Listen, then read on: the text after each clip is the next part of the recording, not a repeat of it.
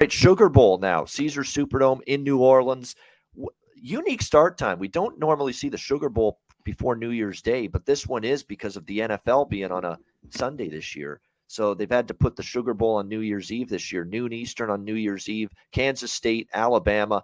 Alabama opened 5.5-point favorites down to 3.5 now, 54 being the total in this game. There's a lot of, sentiment in the betting markets that is concerned about Alabama here because of, opt-out possibilities, transfer portal, excitement level for a team that's used to competing in the playoffs and for national championships, not being in the Sugar Bowl necessarily. And that's probably why a lot of the early money has come in on Kansas State, the Big 12 champions, of course, who knocked off TCU in the Big 12 championship game to get this Sugar Bowl opportunity. And when you look at Alabama right now, they've got a bunch of guys that hit the transfer portal. Trey Sanders, the running back, Christian Leary, wide receiver, Trayshawn Holden, wide receiver.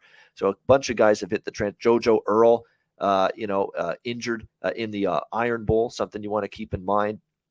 Basically, it's going to be really, really contingent upon who suits up and who doesn't opt out in terms of how excited and enthused and prepared Alabama is going to be to win this game, because there's still some whispers out there that Bryce Young may opt out, the quarterback. Will Anderson, the all-world defensive end, who's probably going to dominate at the next level, could opt out. Jordan Battle, the safety.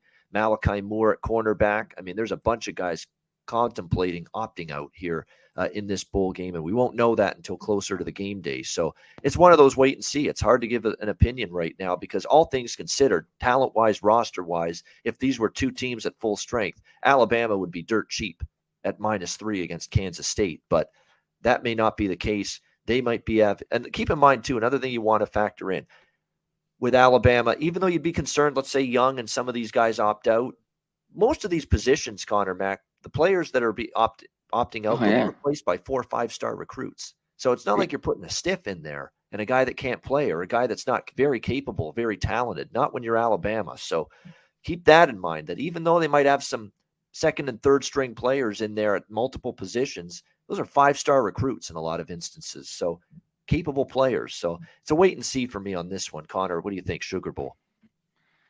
Just, you mentioned the question marks, but if they played, this line will move. But with Bama's been this price, they've played well, as a low favorite like this cheap the last few years. So I think Bama's better in the end, but too many question marks. And maybe this just means more to K-State. Alabama doesn't want to be here. I mean, in the end, they wanted to be in the playoff.